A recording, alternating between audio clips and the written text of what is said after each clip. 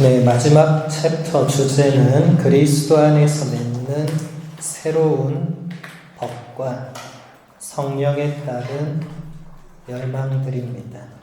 십계명에 대한 프란치스코 교황님의 그 모든 교리교육의 여정, 이게 총 15주니까 꽤 그래도 긴 여정이었죠.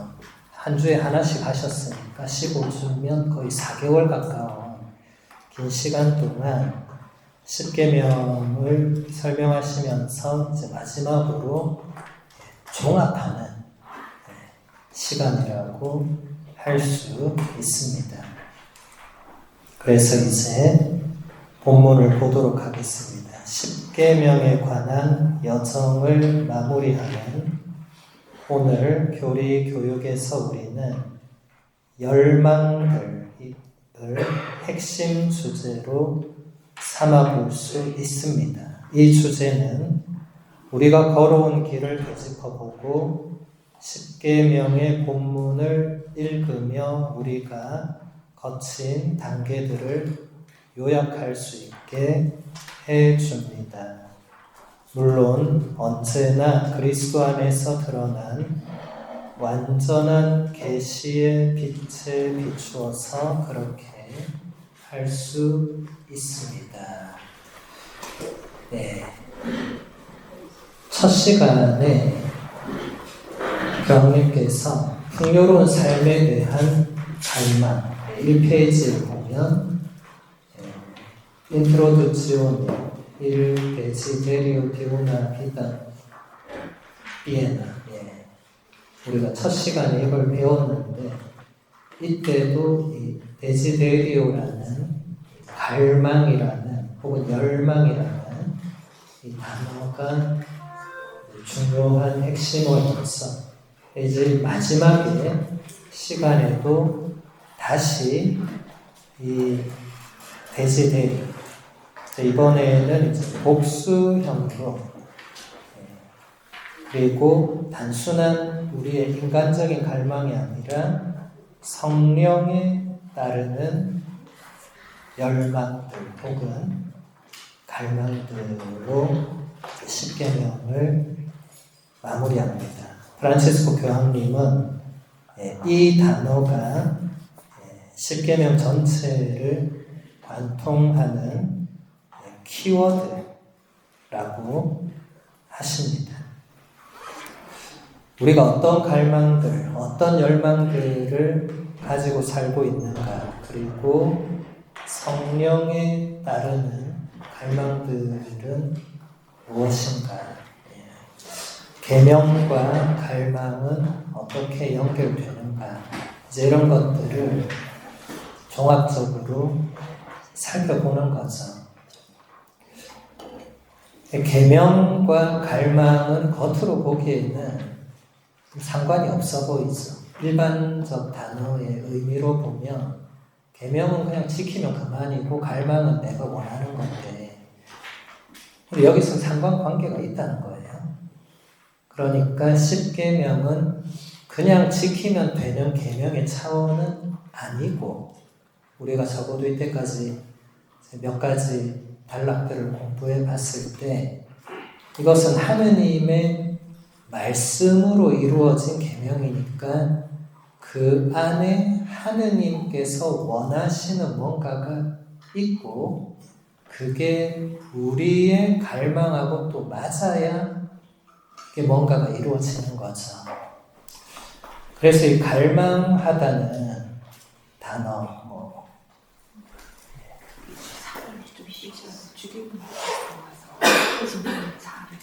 그래? 예, 키를 주시면 제 신분 앞에시. 네. 거기가 주교님 자리였어요. 부산시장님하고 지금 주교님. 제가 겁도 없이 주교님 자리 주차를. 아니, 거기 빈 공간이었어요. 아니, 거기 주교님 자리에 돼 있었으면 제가 차를 안 댔는데 그냥 비어있는 공간이 있어가지고 잘 된다고 들고 왔더니 큰일 날 뻔했네요. 천이 주변이 많으세요. 그럴 일은 뭐 거의 없을 것 같은데, 예, 참 살다 보니 이런 일이 다 있네요. 저 오늘 주변에 오시는 것도 보고 있었는데, 예, 어쩐지 아까 뭐 느낌이 좀 이상하긴 했어요. 예, 평소와 다르게 오늘따라 왜 이렇게 차가 많지 이러면서, 예, 그랬구나. 예, 아무튼, 예, 오늘 주제와는 아무 상관없는 일입니다. 다시 오늘 주제로 아까 무슨 얘기하다 갑자기 넘어갔죠? 네? 네. 이 갈망이라는 것은 목마름이라고도 표현할 수 있죠, 그렇죠? 내적 목마름. 그래서 그 시편에 보면 암사슴이 시냇물을 그리워하듯 하느님 제 영혼이 당신을 목말라 하나이다. 예. 시편에는 그 갈망하는 그 구절이 많이 나오죠. 여러분 사슴이 물을 얼마나 목말라겠어요. 여러분 집에는 정수기가 있으니까 목이 안 마르겠지만 사슴은 자기 굴에 정수기가 없을 거 아니에요. 그러니까 물을 찾아 이리저리 막 헤매야 되잖아요. 그 대전에 유명한 그 늑대도 물가에 있는데 목이 마르니까 간 김에 또 생선도 잡아먹고, 네. 그런 육적인 갈망도 중요하지만 그 영적인 갈망, 내적인 갈망이 이 계명과 결부되어 있고 또 핵심적인 키워드가 된다.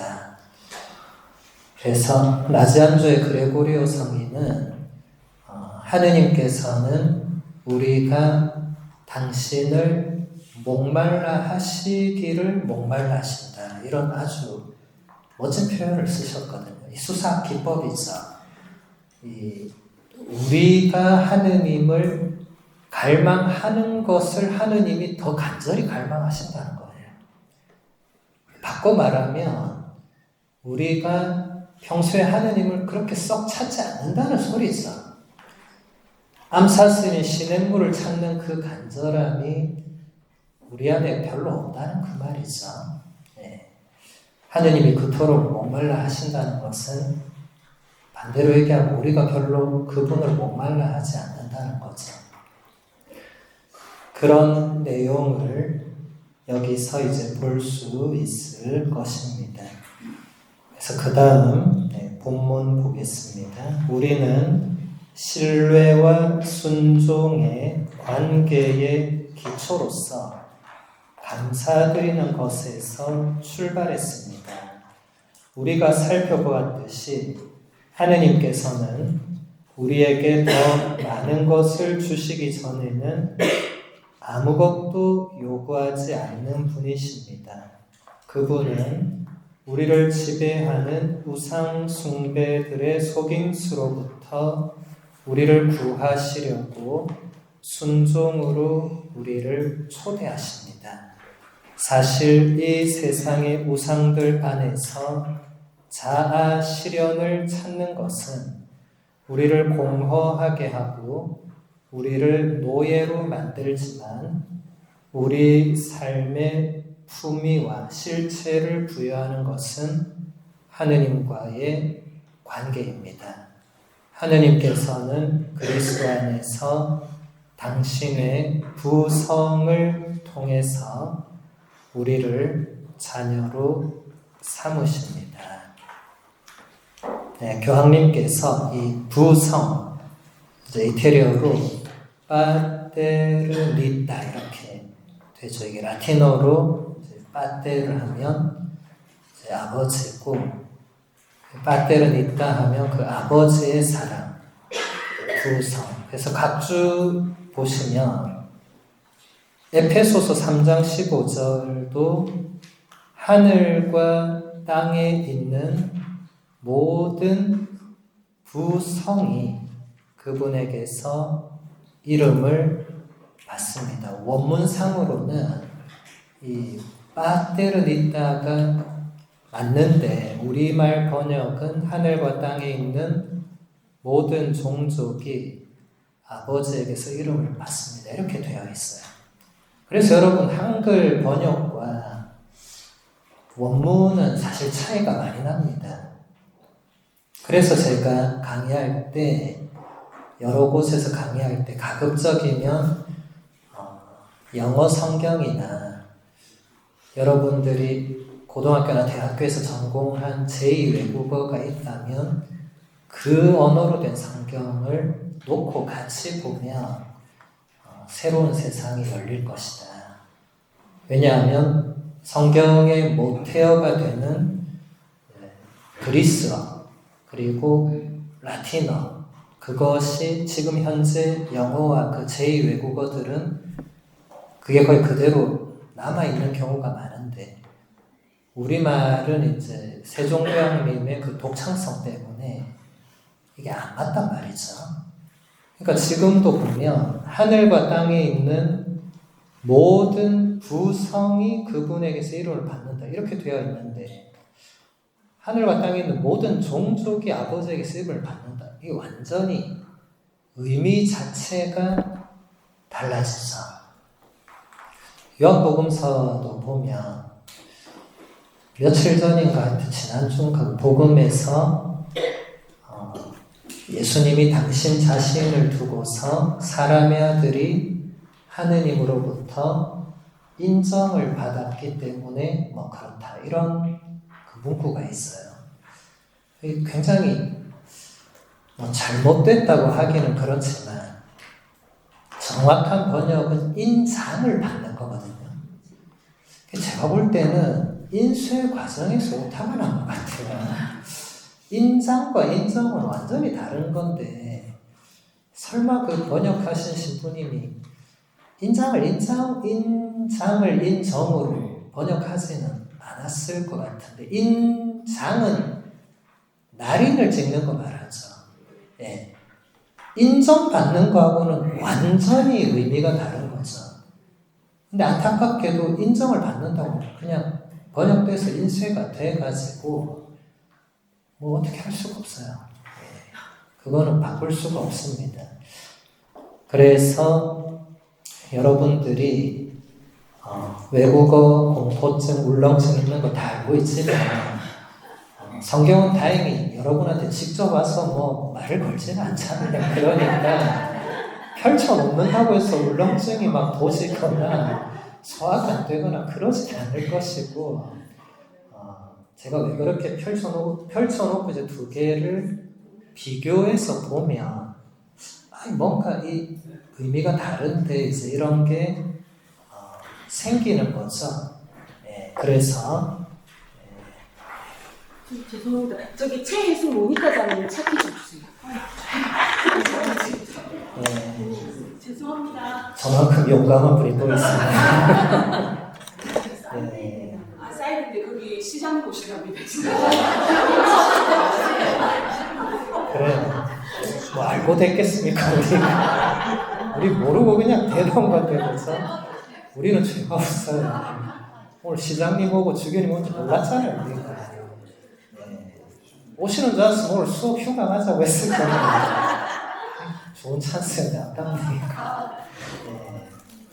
그래서 여러분들이 영어든 독일어든 스페인어든 불어든 그 어떤 언어든 그 성경을 한쪽에 놓고 그 옆에 한글 놓고 가장 좋은 건 이제 그리스 라틴어를 같이 놓으면 좋은데 이제 그리스 라틴어는 또 여러분들이 배우셔야 되니까 근데 영어는 좀 이제 기본적으로 그래도 여러분들 중고등학교 때 배우신 것도 있고 제2외국어도 좀 전공이 하신 분이나 관심 있는 분들은 좀 보시면 이런 차이들이 선명하게 부각이 되고 그래서 성경을 묵상할 때 상당한 도움이 될 것입니다. 그래서 겁먹지 마시고 꼭 해보시기를 그리고 그 제2외국어 성경책이 없으면은 인터넷으로 다 여러분 휴대폰으로 또 요즘 AI가 또 워낙 잘 되어 있으니까 그 한글 성경을 읽다가 뭔가 이게 문맥상 좀 느낌이 이게 원문으로 과연 어떻게 되어 있을까? 그럼 AI한테 도움을 청하면 AI가 정말 잘 도와줍니다. 요한복음 1장 14절을 그리스어와 라틴어와 영어로 비교 분석 대조를 해달라 이렇게 한번 쳐보세요. 그러면은 걔가 그리스어, 라틴어, 영어 다 하고 분석 다 하고 그 다음에 뭐 설명 다 하고 그 다음에 또 네가 원하는 게 뭐냐 또 이렇게 물어요. 그래서 정말 좋은 세상을 우리가 살고 있습니다. AI를 활용을 잘 하면 되겠죠. 그렇게 하면 원문은 이게 이런 의미가 있는데 한글 번역이 굉장히 의역이 되었구나 그런 걸 알 수가 있어요. 특히 요한복음이 좀 그런 게 많은데 요한복음 그 3장 16절을 보면 하나님께서는 세상을 너무나 사랑하신 나머지 외아들 내주시어 그를 믿는 사람은 누구나 멸망하지 않고 영원한 생명을 얻게 하셨다라고 되어 있는 그 구절도 원문을 보면 이게 목적절과 본절이 따로 있어요. 그래서 그 누구나 그 영원한 생명을 얻게 해 주셨다가 사실은 목적절이 되거든요. 그래서 원래는 또 그렇게 번역을 하면 안 되는데 뭐 안 된다긴 또 뭐 하고 또 하신 분의 그 노고가 있으니까 그분이 그거를 무시한 거죠. 우리말 어법과 좀 뉘앙스가 안 맞으니까 아마도 그냥 평서문 2개를 그냥 병렬을 했는데 원래라면 목적절은 말 그대로 목적절로 번역을 해야죠. 우리 모두가 영원한 생명을 얻을 수 있도록 그 얻기 위해서 외아들을 내주셨다 이렇게 돼야 되거든요. 이런 문장들이 한두 개가 아니에요. 제가 지금 예를 드는 것만 이렇고 한두 개가 아니에요. 그래서 여러분들이 가급적이면 영어나 다른 외국어 성경을 같이 보시면 좋습니다. 자, 다시 이 본문 넘어와서 신뢰와 순종의 관계의 기초는 감사드리는 것이다. 하느님께 감사드리는 것이 하느님을 신뢰하고 하느님께 대한 순종의 그 기초가 된다. 우리가 하느님께 여러분들이 하루에 얼마나 많은 감사를 드리는지 잘 모르겠지만 숫자의 문제가 아니라 그것은 관계의 문제거든요. 여러분이 하느님께 아무리 감사를 드려도 모자라겠죠. 그분이 나에게 주신 은혜와 그분이 나에게 베풀어 주신 사랑과 용서를 우리가 생각한다면 한없는 감사를 드려도 모자랄 것입니다. 근데 우리가 한없는 감사를 과연 드리느냐? 그러지 않겠죠. 그래서 관계에서 본질은 감사인데 그 다음 보면은 이 감사는 어디서 나오느냐? 하느님께서 우리에게 뭔가를 주시기 전에는 요구하지 않는다. 전에 우리가 다룬 적이 있던 주제였죠. 하느님은 우리에게 반드시 뭔가를 베풀어 주시고 그리고 뭔가를 지키라고 요구하신다. 그러니까 계명보다 은총이 앞서는 거예요. 이것을 모르거나 잊어버리면 그냥 명령만 남고 복종만 남는 거죠. 신뢰는 사라지고 하느님의 그 은총의 계명이 사라지는 거죠. 그래서 하느님께서는 순종으로 우리를 초대하신다. 그리고 이 세상의 것들 안에서 자아 실현을 찾는 것은 우리를 공허하게 하고 우리를 노예로 만든다. 세상의 것들은 우리가 아무리 거기서 그걸 통해서 뭔가를 이루려고 하더라도 그리고 뭔가를 나름 이루었다고 생각하더라도 결국 남는 것은 공허함과 우리가 거기에 종속되는, 점점 노예화되는 것뿐입니다. 여러분 이미 휴대폰의 노예화를 체험하잖아요. 그죠? 이제 휴대폰 없이 여러분 자녀는 10분도 못 있을 거예요. 노예죠, 노예. 이게 없으면 난리 나는 거잖아요. 이게 없어도 난리 안 나는 세상을 우리가 아주 오랫동안 살았어요. 이게 나타난 건 얼마 안 됐어요. 근데 이제는 없으면 다 난리가 나잖아요. 다른 건 다 없어져도 되는데 이건 없어지면 안 되잖아요. 너무 세상이 확 바뀌었잖아요. 그죠? 이게 점점 노예화되어 가는 거죠. 자신도 모르게. 그래서 AI도 마찬가지고 그런 문명의 이기를 활용해야지 노예가 돼서는 곤란하거든요. 근데 어린아이들은 사실 그런 분별력이 없기 때문에 활용이 아니라 바로 그냥 노예화 되죠. 근데 그게 노예란 줄 모르죠. 그냥 딱 붙어 있죠. 그죠? 근데 여러분들은 분별력이 있으시니까 그것을 거리를 둘 줄 알아야 되고 그것을 잘 활용할 줄도 아셔야 되겠죠. 우리 삶의 품위와 실체를 부여하는 것은 하느님과의 관계입니다. 그래서 여러분들이 하느님과의 관계를 제대로 맺지 못하면, 제대로 알지 못하면 신앙생활을 4, 50년을 하더라도 제가 볼 때는 다람쥐 쳇바퀴 굴리는 듯한 그런 신앙생활이 될 가능성이 매우 높습니다. 바꿔 말하면 신앙생활을 50년을 해도 하느님과의 관계가 제대로 정립이 안 돼 있을 수도 있다는 거예요. 신앙생활의 기간이 그 관계를 보증해 주지 않는다는 얘기입니다. 제가 보기엔 그렇습니다.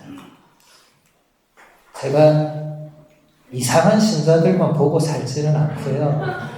그냥 여러분같이 일반적인 신자들이 저한테 와서 얘기를 하는 걸 듣고 아, 그럴 수 있겠다 라고 생각하는 거죠. 저도 마찬가지죠. 신부로 몇십 년 산다고 하느님과의 관계가 다 정립되는 것은 아니죠. 이것은 끊임없이 우리가 하느님께서 나에게 베풀어 주시는 그 은총을 날마다 순간순간마다 얼마나 의식하고 그분의 현존과 섭리를 내가 얼마나 인지하고 그것을 얼마나 내 삶 속에 끌어오려고 애쓰고 이런 과정들이 같이 가야만 신앙생활 50년이 그 하느님과의 관계에 도움을 주는데 그러지 않으면 하느님과의 관계와 나의 신앙은 별개로 그렇게 갈 수 있는 거죠. 그래서 교황님이 이것을 계속 강조를 하시고 또 하느님께서 여기 보면 그리스도 안에서 당신의 부성, 빠테르니다 이것을 통해서 우리를 자녀로 삼으신다. 우리말에는 모성에는 있어도 부성 이런 말을 잘 안 쓰죠. 우리나라 아버지들은 참 안 됐어요. 제가 보면 자녀를 안 사랑하는 것도 아닌데 마치 자녀를 안 사랑하는 것처럼 부성이란 말을 저도 사실 잘 못 들어봤거든요. 아버지들은 또 특히 경상도 아버지들은 절대로 표현을 하지 않죠. 사랑한다, 고맙다 이런 말을 일치하지 않죠. 마음으로 그래서 이렇게 표현하는데 한국 사람들은 말로 표현 안 하면 모르죠, 그죠? 그러다 보니 좀 부성이라는 단어가 제가 이 번역을 하면서도 저도 참 안 쓰다 보니까 이게 참 낯설구나, 이게. 그래서 프란치스코 교황님이 설명을 해도 우리 한국 신자들에게는 이게 좀 다가가기가 쉽지 않겠다. 제가 설명을 하는 것도 쉽지 않겠다. 하느님의 그 아버지로서의 자녀들을 향한 그 사랑을 교황님이 십계명 전체를 통해서 계속 강조하고 설명하셨는데 우리가 그것을 알아듣는 게 쉽지 않죠. 특히 한국은 유교 문화, 가부장제 문화, 군대 문화 이런 건 전부 다 부성을 가로막는 요소입니다. 이런 요소들 때문에 우리는 모성으로는 빨리 탁 오지만 부성하면은 좋은 기억이 안 떠오를 거예요. 좋지 않은 기억들이 먼저 탁 올라와서 나는 부성을 느껴본 적이 없다. 이렇게 생각하는 분들도 많이 계실 겁니다. 그 아버님은 억울하시겠죠. 얼마나 사랑을 쏟았는데 못 느끼고 살았다니. 근데 어쩔 수 없는 거죠. 그래서 여러분들이 이 시간뿐만 아니라 앞으로도 이 어떤 강의나 교리 시간에 하느님의 그 부성이라고 하면 여러분의 친부를 떠올리시면 안 되고 그냥 보편적인 하느님의 그 아버지로서의 사랑, 좀 막연하고 낯설지만 좀 특별한 사랑, 뭐 그 정도로 이해를 하고 접근을 하시는 게 좋지 않을까. 물론 여기 계신 아버지들은 이게 어떤 사랑인지 아실 거예요.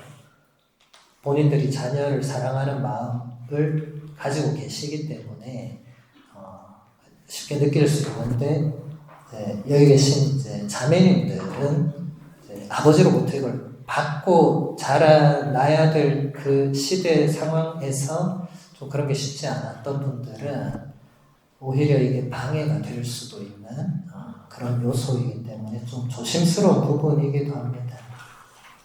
아무튼 보편적인 그 아버지의 사랑을 계속 마음에 담아두고 본문을 보시면 좋겠습니다. 이것은 그 다음 본문 볼게요. 이것은 축복과 해방의 과정을 의미하며 이것이 바로 참되고 진정한 안식입니다. 시편은 이렇게 노래합니다. 내 영혼은 오직 하느님 안에서만 안식을 누리네. 그분에게서 나의 구원이 오네. 이 해방된 삶은 우리 개인의 역사, 곧 삶의 이야기를 받아들이는, 수용하는 것이 되며 어린 시절부터 지금까지 우리가 살아온 것들과 화해하게 해줍니다. 그리하여 우리를 어른으로 만들고 우리 삶의 현실과 사람들에게 올바른 무게, 곧 가치를 부여할 수 있게 합니다. 이 길을 통해서 우리는 이웃과의 관계 안으로 들어갑니다. 그 관계는 하느님께서 예수 그리스도 안에서 보여주신 사랑에서 시작하여 충실함, 6째 계명, 관대함, 7째 계명, 그리고 진실함, 8째 계명의 아름다움으로 부르시는 초대입니다. 네, 시편 62편 2절을 교황님이 십계명 해설하시면서 자주 인용을 하셨어요. 내 영혼은 오직 하느님 안에서만 안식을 누리네. 그분에게서 나의 구원이 오네. 이것도 한글 번역은 좀 다릅니다. 전에 봤었죠? 안 봤었나요? 네. 아무튼 한글 번역은 조금 달라요. 그래서 저도 고민을 하다가 교황님께서 사용하신 이태리어 그 번역 그대로 직역을 한 겁니다.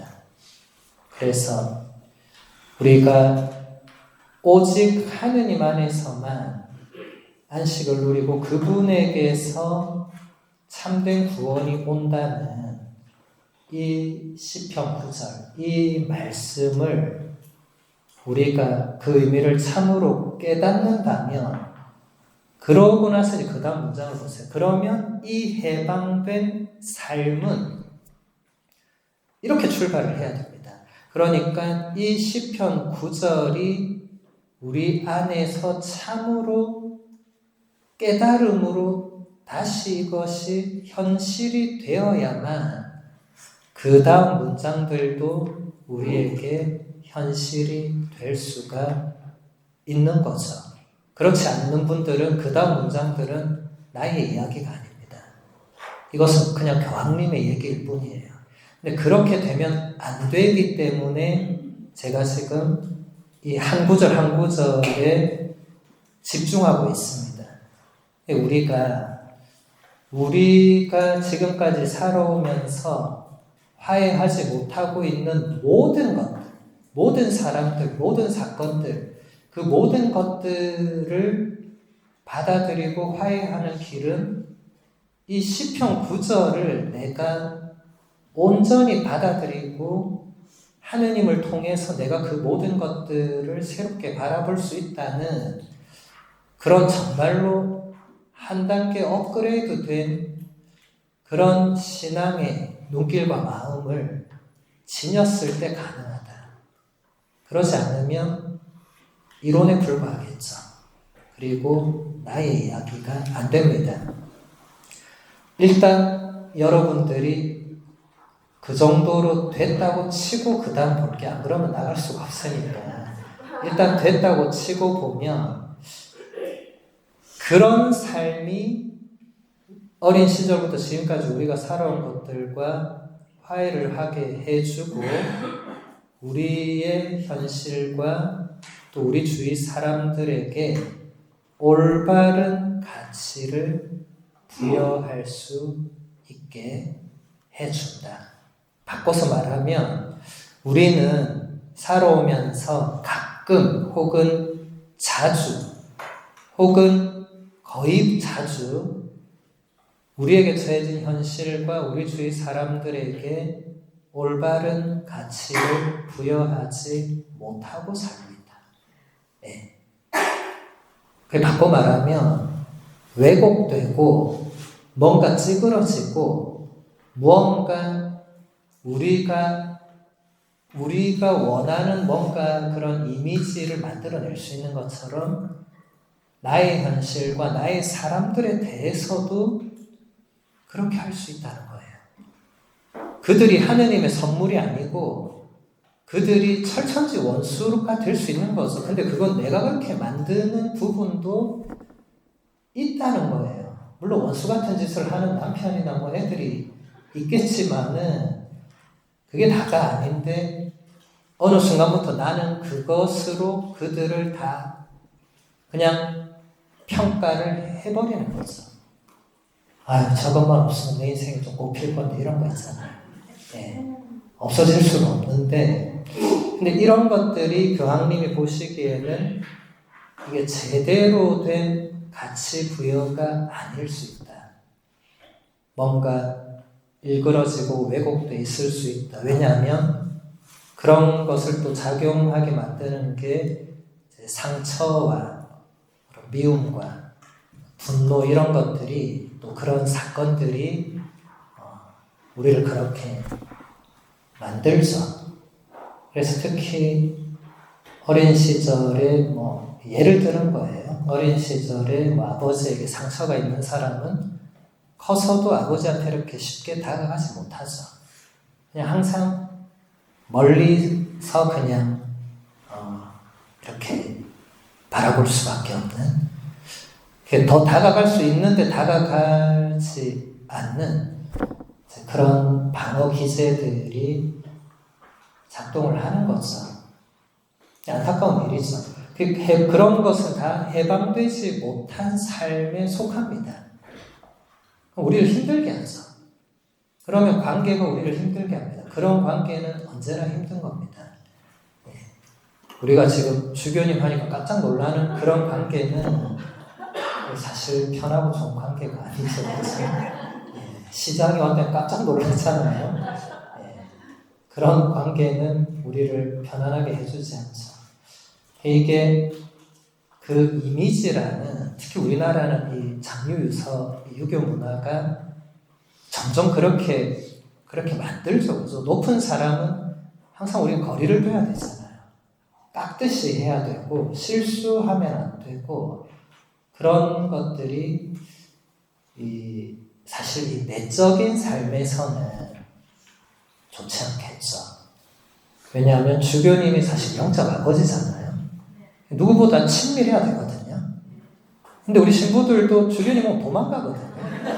네, 멀리서 보이면 저쪽으로 갑니다. 괜히 아무것도 없는데 저쪽으로 가요. 저도 그래요. 이쪽으로 오시는 것 같아도 저쪽으로 갑니다. 빨리. 네, 괜히 부딪혀서 좋을 게 없으니까. 네, 안타까운 일이죠. 네, 영적 아버지면 오히려 보이면 달려가야 되는데 반대로 달려가니까 이게 뭔가 아니란 걸 알지만 그런 게 우리 안에 있는 거죠. 네. 그래서 이 관계가 사실 모든 것을 결정한다고 해도 과언은 아닌데, 그러니까 교황님은 하느님과 나와의 관계를 우리의 모든 그 관계 안에 끌어들여서 하느님과 나와의 관계가 가장 그 근본에 들어오게 되면 나머지 관계들은 충분히 변화될 수 있다는 거죠. 그러니까 현실적으로 사람이 갑자기 바뀌고 이런 차원을 말하는 게 아니라 이제 근본적인 시선의 변화, 시각의 변화.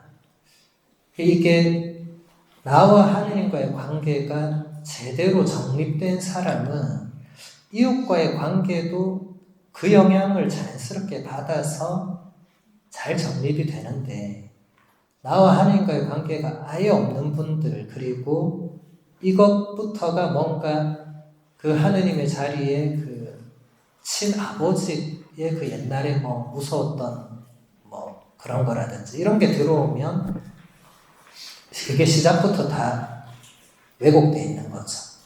그러면 다른 관계에서도 이게 제대로 된 게 나오기가 어렵다. 그리고 이 관계들에 대한 계명이 이제 6계명, 7계명, 8계명, 9계명, 10계명 다 해당이 되는데, 여기서 보셔서 아시겠지만 교황님은 그 계명 자체에 도둑질 하지 말고 훔치지 말고 여기 집중하는 게 아니라 그 내면의 정신을 지금 얘기하고 있죠. 6계명의 정신은 충실함이고 7계명의 정신은 관대함이고 8계명의 정신은 진실함이다. 그리고 이 모든 계명들은 결국 아름다움으로 우리를 부르시는 하느님의 초대장이다. 계명을 이렇게 설명하시는 것은 굉장히 감동적인 설명이에요. 계명이 하느님의 초대가 될 수 있어야 됩니다. 여러분, 주일 미사는 예수님께서 우리를 초대하시는 거죠. 갈까 말까가 아니죠. 아침에 눈만 뜨면 한숨 쉬는 분들이 있던데 가야 되나 말아야 되나. 그건 초대가 아니죠. 누가 초대장 받고 갈까 말까 하면 그건 이미 좋은 관계 아니죠. 그럼 안 가는 게 맞죠. 예. 그런데 하느님께서, 예수님께서 나를 초대하셨는데 전혀 기쁘지 않으면 문제가 있는 거죠. 그분들에게 문제가 있는 겁니까? 나한테 문제가 있는 겁니까? 나한테 있는 거죠. 예. 그분들에게는 문제가 있을 수 없죠. 그래서 우리가 미사 때마다 내 탓이고 하잖아요. 그렇죠? 우리는 남 탓을 하는 사람들이 아닙니다.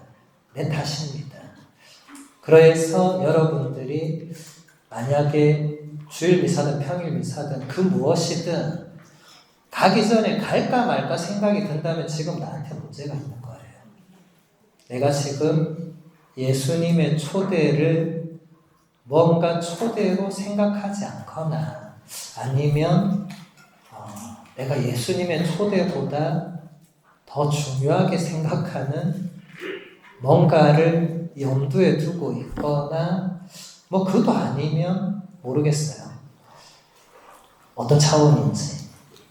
그래서 여러분들 미사는 제가 한 예로 드는 거고 뭐 미사뿐만이 아니라 하느님과의 나와의 관계에서 하느님께서 계명을 통해서 나를 초대하신다는 이 교황님 말씀을 여러분들이 이번 학기를 통해서 정말 제대로 알아듣고 깨달으신다면 앞으로의 신앙생활에 많은 변화가 있을 겁니다.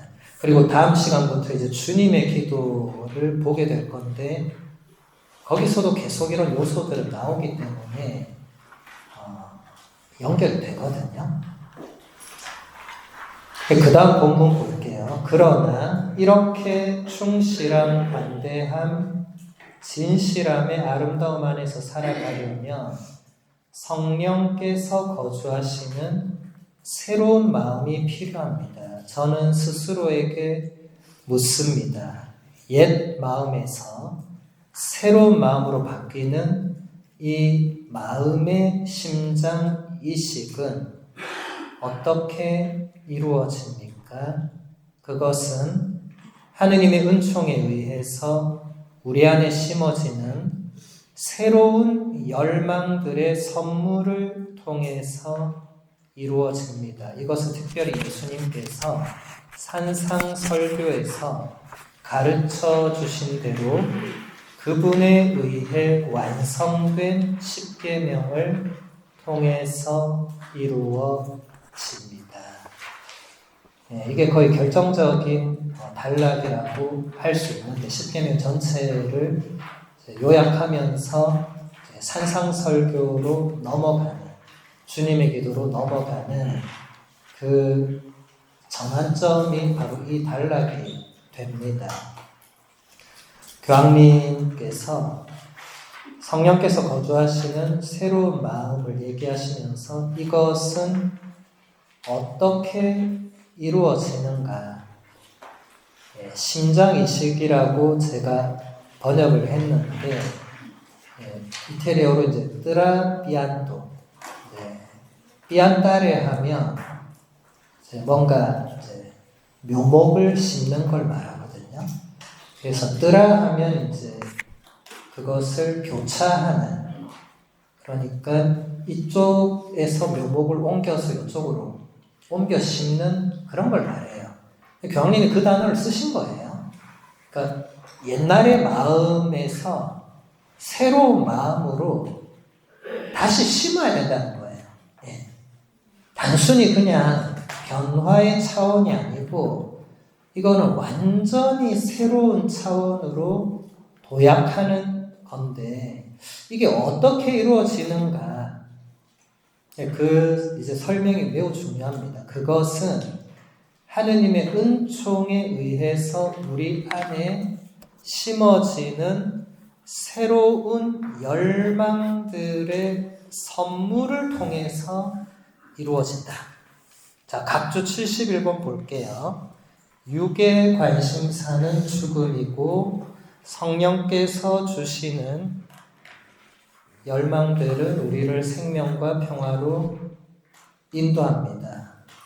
한글 번역은 육의 관심사는 죽음이고 성령의 관심사는 생명과 평화입니다. 이렇게 달라요. 제가 지금 열망들이라고 번역한 게 그 원문 그대로고요. 한글 번역은 그것을 관심사로 번역을 했어요. 여러분, 열망과 관심사는 같은 말입니까? 다른 말입니까? 완전히 다른 말이죠. 그리고 사실은 완전히 이 핵심을 놓쳤습니다. 근데 또 제가 너무 이렇게 말하면 번역하신 분들의 그 노고를 헛되이 하면 안 되니까 그 이상은 하지 않기로 하고, 어쨌든 제2외국어나 영어 성경을 꼭 참고를 하셔야 됩니다. 이런 하나만 봐도 너무 많은 차이가 나죠. 핵심 단어가 이 열망들인데 한글로는 전혀 그 핵심 단어가 드러나지 않고 있습니다. 그러니까 우리가 그 옛날의 마음에서 새로운 마음으로 완전히 새롭게 도약할 수 있는 그 근거는 하느님의 은총인데, 그리고 그 은총은 구체적으로 새로운 열망들의 선물을 통해서 이루어진다. 성령께서 우리 안에 심어주시는 선물들. 여러분 다음 달에 성령 강림 대축일에 또 여러분 봤잖아요. 성령의 은사와 열매. 슬기, 의견, 통달고슴, 진실, 교경, 두려움 7개도 있고, 사랑, 기쁨, 평화, 인내, 친절, 선행, 진실, 온유, 절제 9개도 있고, 그 중에서 꼭 하나씩 받아서 책상 서랍에 넣고 나서 잊어버리는 그렇게 돼서는 안 되는 예를 제가 여러분이 그렇다는 게 아니고, 그 은사와 열매들을 우리가 그동안 서랍에 고이 간직했다면 그 차원이 아니고, 그게 바로 이 열망들의 선물이 됩니다. 그러니까 사랑과 평화, 기쁨, 선행, 진실, 온유 이런 모든 것들은 우리가 알고 있는 그 단어와 성령께서 우리 안에 그걸 일으켜 주시는 그 자극으로, 열망으로 주시는 것은 다른 차원이거든요. 여러분이 이때까지 왜 성령 강림 대축일의 은사와 열매를 받았는데 왜 나에게 전혀 작용을 안 했을까? 여러 이유가 있겠지만, 책상 서랍에 넣은 분들은 애시당초 이제 작동을 안 하려고 넣은 거니까 뭐 할 말이 없고, 안 그런 분들은 그게 왜 그런가? 여러분이 알고 있는 개념으로 받아들였을 가능성이 큽니다. 여러분이 알고 있는 사랑으로 받아들인 거예요. 성령께서 주시는 사랑의 열망이 아니었던 거죠. 그런 쪽으로는 한 번도 생각을 안 해봤을 가능성이 높죠. 거기다가 많은 분들이 또 보니까 성령 강림 대축을 되니까 신부님 오늘 제가 슬기와 절제를 뽑았어요 이러더라고요. 그래서 제가 그게 성령께서 주시는 건데 왜 자매님이 뽑았습니까? 뽑으라고 주던데 이렇게 얘기를 해서 가서 보니까 거기다가 뽑기 이렇게 돼 있더라고요. 이게 무슨 쪽자도 아니고 인형도 아니고 그런 차원으로 참 이게 심각하죠, 그렇죠? 네. 여러분 말씀 사탕도 뽑는 겁니까? 받는 겁니까? 받는 거죠. 여러분이 뽑으면 어떻게 되는 거예요? 말 그대로 사탕의 수준밖에 안 되는 겁니다. 받아야 되는데, 받아야 하느님께서 왜 나에게 이걸 주셨을까 이렇게 되는데, 내가 뽑으면은 올해는 재수없게 절제가 걸렸네. 안 그래도 살 뺄까 말까 고민했는데 이 차원으로 넘어가는 거예요. 그런데 받으면 절제를 받았을 때 내가 지금 절제하지 못하고 있는 삶의 부분이 있구나 이렇게 되는 거죠. 여러분 앞으로 절대로 뽑지 마세요. 네, 뭐 술 한잔 드시고 인형 뽑는 거를 뽑지 말라는 게 아니고 어디 성당에서 뭐 말씀 사탕이나 성령의 은사, 뭐 열매 카드 이런 거는 거기 뽑기 되어 있어도 받아서 어디 가면 제가 이것을 받았습니다. 네, 그리고 왜 하느님께서 나에게 이것을 주셨는지를 생각해야 되겠죠.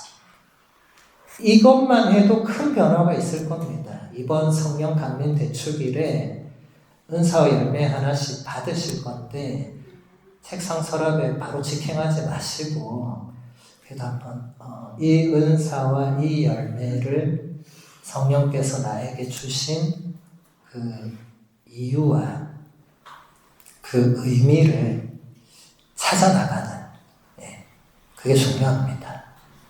해마다 뭔가를 받는데 그것을 우리가 그냥 덮어버리면 은총의 선물도 우리가 덮을 수 있거든요. 덮으면 끝입니다. 아담과 하와를 생각해 보세요. 그렇게 은총을 누렸지만 덮으니까 끝나는 거예요. 그래서 우리도 덮을 수 있는데 덮어서는 안 되고 그 선물을 받고 일단 감사하고, 네. 아까 교황님이 그랬죠. 가장 기초는 감사다. 그래서 여러분 성당 문을 나갈 때 성령 칠언을 받는 게 당연한 게 아닙니다. 감사해야 될 일이죠. 성령께서 나에게 뭔가를 주시는구나 라고 감사해야 되겠죠. 일단 감사가 빠지면 또 그 뒤의 과정은 다 엉망이 될 수밖에 없는 거죠. 그래서 이것은 특별히 예수님께서 산상설교에서, 그래서 제가 일부러 산상설교의 그 전문을 다 단락별로 실었거든요. 그러면 여러분들이 구약의 10계명은 이렇게 되어 있었는데 예수님께서 그것을 이렇게 완성하시고 하는 식으로 볼 수 있습니다. 그래서 집에 가셔서 이 각주를 한번 잘 읽어보시면 도움이 될 것입니다. 자, 그 다음 본문 보겠습니다.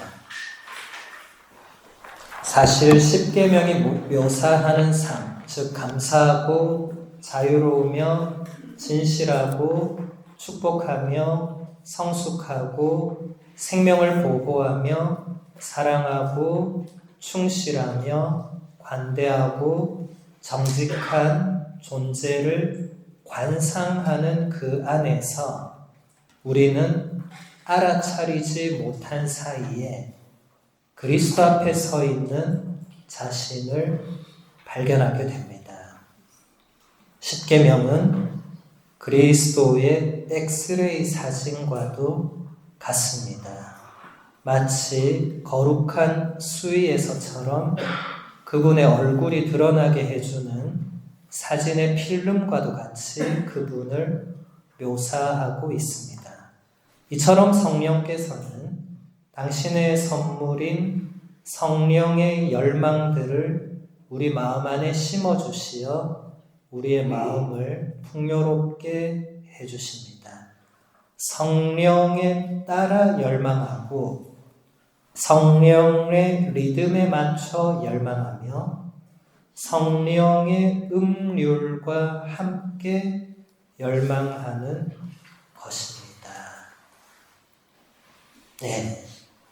이 교황님이 이제 놀라운 설명이 이어지는데 10계명은 단순한 계명이 아니라 그것이 묘사하는 그 안에 담겨진 그 정신을 볼 때 그 10계명은 감사하는 것, 자유로운 것, 진실한 것, 축복하는 것, 성숙한 것, 생명을 보호하고 사랑하는 것, 충실한 것, 관대한 것, 정직한 것, 그렇게 될 수 있도록 해주는 그 계명들을, 그 정신을 가만히 바라보다 보면 그 계명들이 향하는 곳이 있는데 그것이 바로 예수 그리스도다.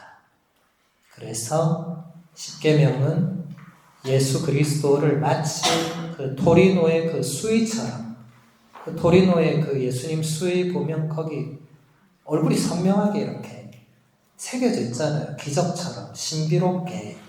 평소에 잘 개방은 안 되지만 아마 여러분 TV나 유튜브를 통해서 보셨을 건데 너무 신기하게 그 수위에 사람 얼굴이 이렇게 새겨져 있잖아요.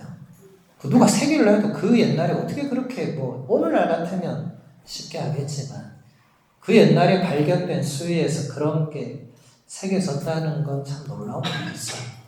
근데 그게 중요한 게 아니고 10계명이 바로 그런 마치 수위에 드러나는 예수님의 얼굴처럼 10계명을 제대로 묵상하면 할수록 그 정신을 알아차리면 알아차릴수록 그 계명들은 우리를 예수님과 만나게 해준다는 겁니다. 그런 의미로 제가 각주에 옮겨놓은 이 산상설교를 여러분들이 나중에 읽어보시면 10계명과 예수님은 뗄래야 뗄 수 없는 관계에 있구나. 그리고 십계명의 그 모든 정신과 모든 것이 가장 제대로 드러내 보여주는 분도 바로 예수님이시구나. 구약과 예수님은 뗄래야 뗄 수 없는 불가분의 관계에 있고, 그렇게 성경을 읽는 것을 뭐라고 했죠? 예형론적 해석이라고 했었죠. 예. 벌써 다 잊어버리신 것 같은데, 예, 이거는 절대로 잊어버리시면 안 됩니다. 예. 예형이라는 그리스어 튀포스, 이것을 라틴어가 그대로 튀푸스로, 영어가 이제 다 이렇게 돼서, 그래서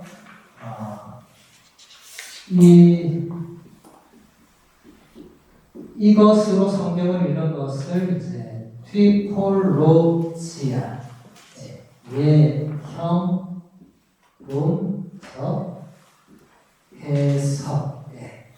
그러니까 구약에 나오는 모든 것은 신약의 예수 그리스도로 연결되는 것뿐만 아니라 그 차원을 넘어서는 거예요. 예형은 미리, 옛자의 그 형태, 그 형자잖아요. 미리 그것을 드러내 보여주는 거죠.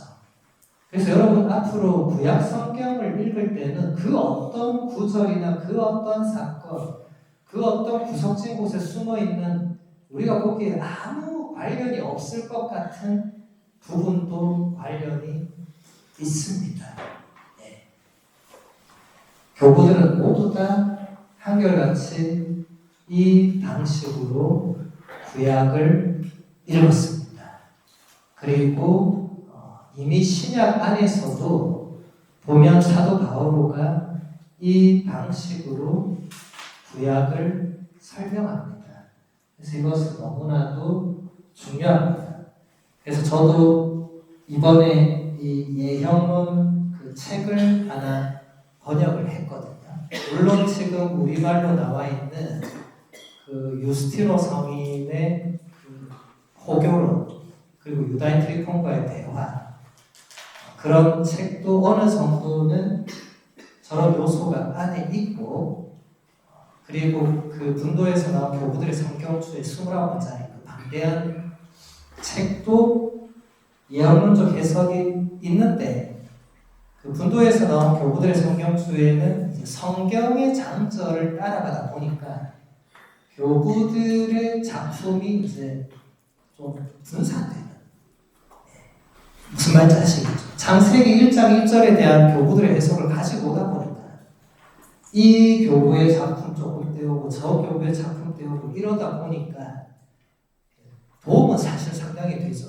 그런데 문제는 여러분들이 그 교부의 단일 작품은 볼 수가 없습니다. 그런 한계가 있죠.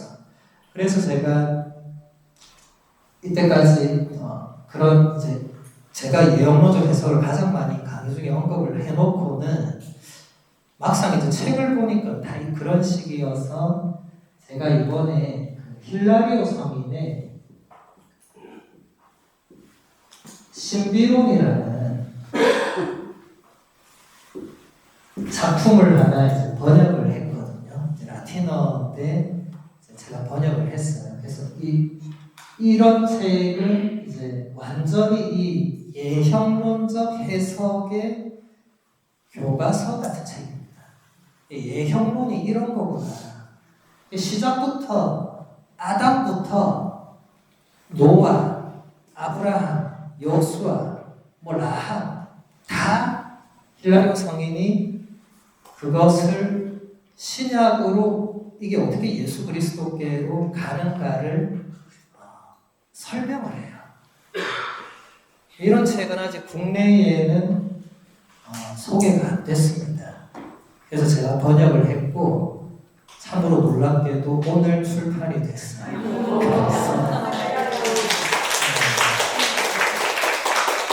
제가 차 타고 오는데 연락이 오더라고요. 지금 출판됩니다. 네, 그래서 여러분 인터넷으로 사시면 됩니다. 인터넷에 이렇게 치면 바로 나옵니다. 아마 인터넷으로는 힐라리우스라고 쳐야 되고, 안 되면 제 이름 치면 되죠. 제 이름 치면 이제 그 책이 나올 거예요. 그러면은 여러분들이 사서 보시면 제가 지금 말씀드린 부분들 잘 볼 수 있고, 꼭 그 부분뿐만이 아니더라도 그 성경을 구약 성경을 읽을 때, 그리고 이런 모든 내용들은 결국 예수 그리스도에게로 연결이 됩니다. 여러분이 이해를 못할지라도 연결됩니다. 그것을 꼭 염두에 두신 채로 계속 보도록 하겠습니다. 그래서 다시 그 본문 그 뒷부분 볼게요. 사진에 필름 그 다음에 성령께서는, 이처럼 성령께서는 찾으셨어요? 이처럼 성령께서는 당신의 선물인 성령의 열망들을 우리 마음 안에 심어주셔서 우리의 마음을 풍요롭게 해주시는데, 이게 뭐냐면 성령에 따라 열망하고 성령의 리듬에 맞춰서 열망하고 성령의 음률과 함께 열망한다. 데시데라레라는 동사를 교황님이 3번을 계속 강조하시면서, 그런데 그냥 열망한다, 그냥 갈망하는 게 아니라 성령의 이끄심에 따라서. 여러분, 앞으로 이것을 잘 식별하시는 것이 매우 중요합니다. 우리가 일반적인 차원은 이런 열망, 갈망하면 배가 고프네, 짜장면을 먹을까 짬뽕을 먹을까, 이 수준에 머무르는 열망이 있어요. 그 먹방이 다 그런 겁니다. 근데 우리가 지금 말하는 단어는 그런 육적인 갈망, 열망의 차원이 아니라 내면의 열망. 예수님께서 요한복음 1장에서 첫 제자를 만났을 때 예수님이 물으셨죠. 무엇을 찾느냐? 그때 사용된 그리스어 동사가 제테오라고, 이것은 전에 제테오라는 그리스어 동사가 있습니다.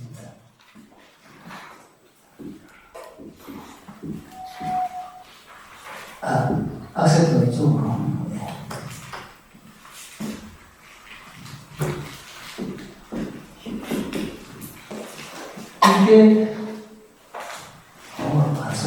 이게 이제 라틴어로 데지데라거든요. 이태리어도 똑같고, 무엇을 찾느냐라고 번역을 했는데, 그러니까 이 찾는다라는 말은 무엇을 갈망하느냐. 예수님이 첫 질문을 한 거죠. 예수님이 우리에게 묻습니다. 너는 무엇을 그토록 갈망하느냐? 너는 무엇을 그토록 목말라 하느냐? 너는 무엇을 그토록 간절히 원하느냐?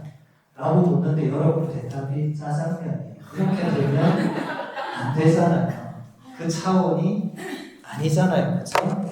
그것을 지금 교황님께서 성령에 따르는 열망이라고 표현을 하신 거죠. 그래서 여러분들이 앞으로 뭔가를 하고자 할 때, 자, 예를 들어 이제 미사를 가려고 할 때, 아까 제가 갈까 말까 했잖아요. 그게 짜장면의 대답과 비슷한 차원이거든요. 여러분이 미사에 대한 열망, 생명의 빵에 대한 갈망이 있으면 갈까 말까가 아니거든요. 그런 분들은 갈까 말까가 아니라 목숨 걸고 찾아가야 되는 거거든요. 근데 이제 갈까 말까 하는 분은 그 생명의 빵과 짜장면이 별 차이 없는 거예요. 어떤 땐 짜장면이 더 중요한 거예요. 더 먹고 싶고. 예. 성체는 뭐 짜장면보다 더 자주 모시는데 이렇게 되는 거예요. 심각한 거죠, 지금. 전혀 이 육적 갈망과 영적 갈망이 구별 없이 그냥 동일 선상에서 왔다 갔다 하는 거죠. 그렇게 되면 안 되는 거죠. 영적인 갈망은 육적인 갈망과 완전히 다른 차원입니다. 교황님은 그걸 얘기하는 겁니다. 성령께서 이끄시는 대로, 아까 우리가 각주에서 잠깐 봤지만 육의 관심사와 영의 관심사는 다릅니다. 사도 바오로가 편지에서 이걸, 로마서에서 이걸 강조하거든요.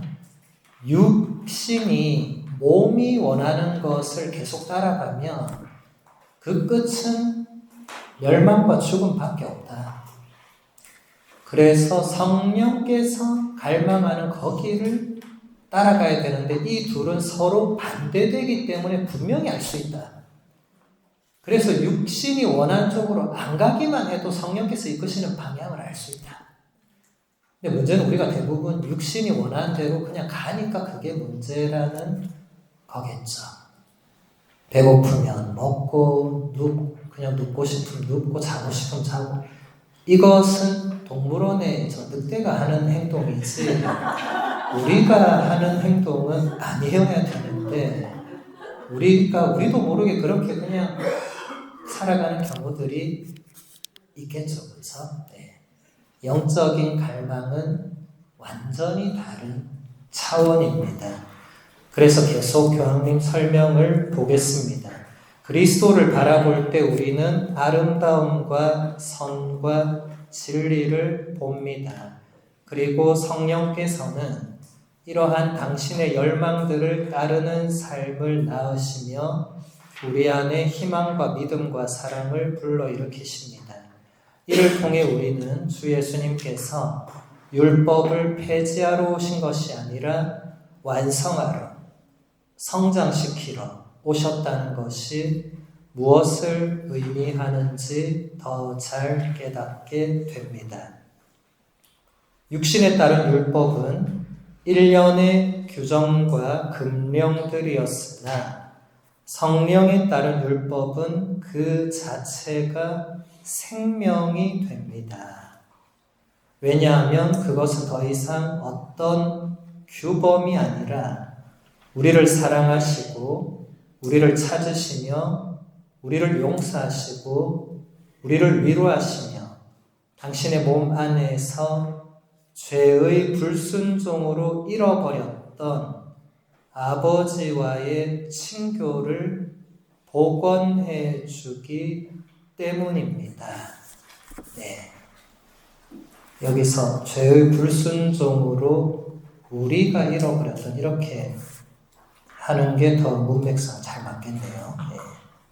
우리가를 빼면 조금 오해를 할 수 있겠네요. 네.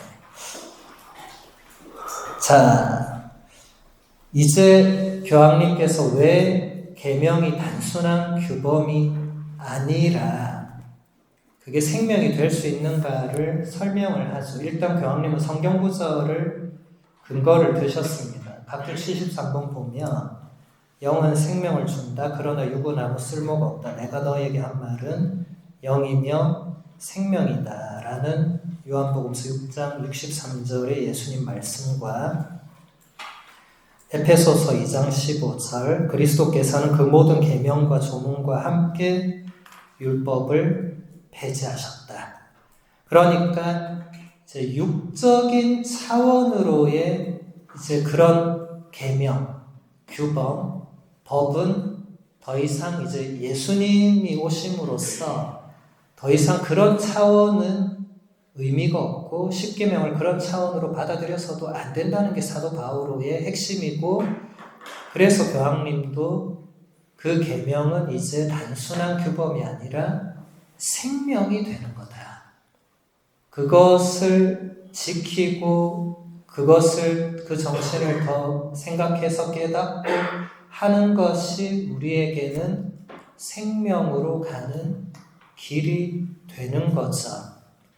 왜냐하면 하느님께서는 그 계명을 통해서 그 다음 본문들 보세요. 우리를 사랑하시고 우리를 찾으시고 우리를 용서하시고 우리를 위로하시고 당신의 몸 안에서 죄의 불순종으로 우리가 잃어버렸던 하느님 아버지와의 친교를 복원시켜 주기 때문입니다. 다시 말해서 우리가 그 계명들을 사랑하고 그 계명의 정신들을 깨달으려고 노력하면 할수록 이런 것들을 느끼게 되고 최종적으로는 하느님 아버지와의 친교가 회복된다. 하느님과 나와의 관계는 그 중간에 계명이 놓여 있는데 그것은 걸림돌이 아니라 그게 매개체가 된다는 거예요. 이해가 되십니까? 여러분, 계명은 하기 싫고 뭐 피해야 되고 이런 숙제 이런 게 아닙니다. 그런 차원으로 계명에 접근하시면 안 됩니다. 그것은 나와 하느님과의 관계 회복의 결정적인 요소입니다. 미사를 갈까 말까가 아닙니다. 미사를 감을 통해서 하느님과 나와의 관계 회복이 이루어지는 거예요. 안 가도 됩니다만은 안 간다고 제가 여러분들 매일 확인하겠어요? 뭐 어떻게 하겠어요? 뭐 죽이겠어요? 살리겠어요? 저는 아무 힘이 없습니다. 그런 차원이 아니라 여러분들과 하느님의 관계가 미사를 통해서 그만큼 더 회복되고 깊어지고 특히 매일 미사를 드리는 분들은 그런 것을 많이 느끼실 거예요. 이제 매일 미사를 드리시는 분들은 이제 매일 미사를 드리지 않고는 내가 살아갈 수가 없는 거예요.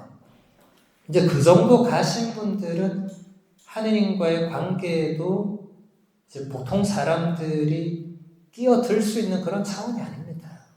굉장히 깊게 들어가는 거죠. 근데 안타깝게도 아직까지 많은 신자분들은 주일에 눈 뜨면 갈까 말까 이렇게 고민을 하고 있죠.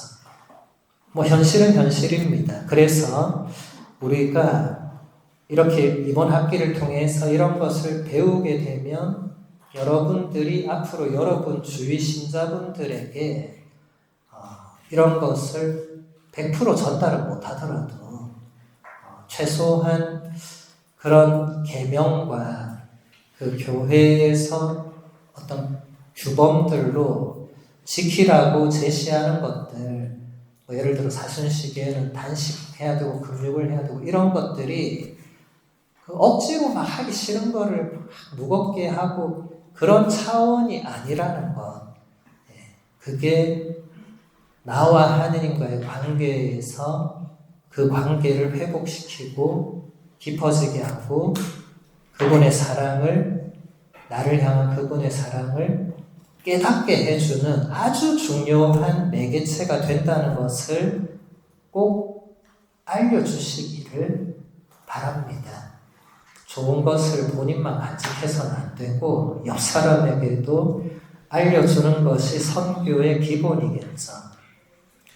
그 다음 본문 보겠습니다. 그리하여 도둑질해서는 안 된다, 모욕해서는 안 된다, 살인해서는 안 된다와 같은 계명들의 표현에서 겉으로 드러나는 부정적인 안 된다는 말은 긍정적인 태도로 변화됩니다. 즉 사랑하는 것, 내 마음 안에 다른 사람들을 위한 자리를 마련하는 것과 같이 긍정의 씨앗을 뿌리는 모든 열망들로 변화됩니다. 이것이 바로 예수님께서 오시어 우리에게 주신 율법의 충만함입니다. 다른 말로 하면 율법의 완성이 되겠죠. 예수님께서 분명히 말씀하셨죠. 나는 율법을 폐지하러 온 것이 아니라 완성하러 왔다.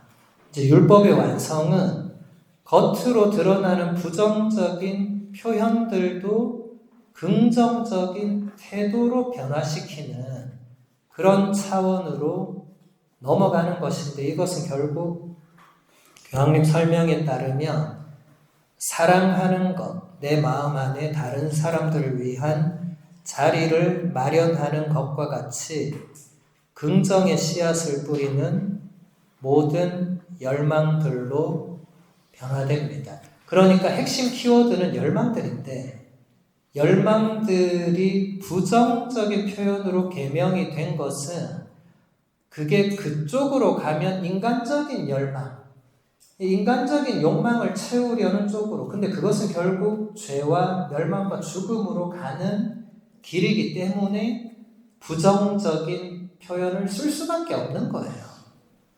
그렇지 않습니까? 그걸 긍정적으로 표현하면 안 되잖아요. 하지 말아야 될 거를 해도 된다고 표현해서는 안 되잖아요.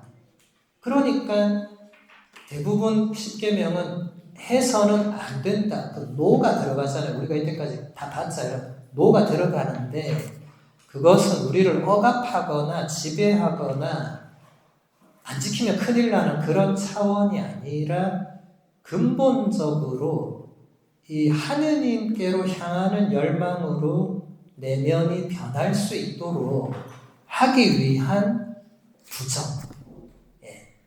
사실 부정이 다 부정이 아니거든요. 이 노라는 단어가 무조건 안 좋은 그 의미만을 가지고 있는 것은 아니죠. 그리고 우리 신앙은 어떻게 보면 이 부정의 부정을 받아들이는, 모순을 받아들이는, 그게 또 우리의 신앙이기도 하니까 여러분들이 그 1차원적인 그 표현들을, 또 성경에 나오는 그런 문자 그대로의 표현들을 그냥 그대로 받아들이면 안 된다는 거예요. 성경은 저 예형론적 해석도 성경의 영적 해석이죠. 문자 그대로는 저 해석이 절대로 적용이 안 되겠죠. 근데 영적으로는 가능한 해석이 되는 것처럼 우리 내면도 그렇게 영적으로. 그래서 여러분들이 앞으로 추구하셔야 될 삶의 방향은 아까 사도 바오로가 얘기한 것처럼 그 육적인 열망, 육적인 관심사들에서 자꾸 영적인 열망, 영적인 관심사, 지상의 것들에서 자꾸 천상의 것들, 아래에 있는 것들에서 자꾸 위에 있는 것들, 이런 것들을 향해서 바라보고 생각하고 그 신비를 묵상하고, 남들이 보면 이제 네가 드디어 미쳤구나 이런 소리를 듣겠지만 그럼에도 불구하고 그래 나는 이제 예수님께 미쳐가고 있다. 좋은 거죠.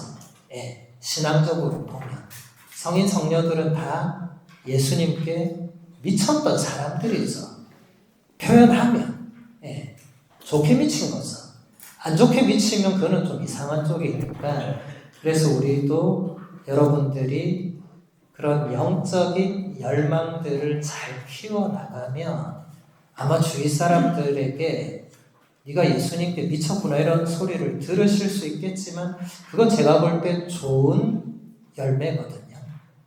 예수님께 미쳤다는 거는 물론 정말 부정적 의미로 사용하지 않는 한 굉장히 변화된 걸 말하는 거거든요. 예전에 그 사람이 안 그랬는데 이 사람이 어느 순간 예수님에게 완전히 고정되어서 자기 삶이 그쪽으로 가는, 좋은 거죠. 그런 사람들이 많아져야 된다고 생각합니다. 그래서 여러분들 이 십계명을 우리가 다 보지는 못했지만 아마 앞으로 이제 다음 주부터 주님의 기도 또 배우면은 연결이 되거든요. 그리고 나머지 우리가 못 본 부분들은 읽어보시면서 부족했던 수업도 채워나가고 다음 주부터는 주님의 기도에 대한 교황님의 해설을 보도록 하겠습니다. 오늘은 여기서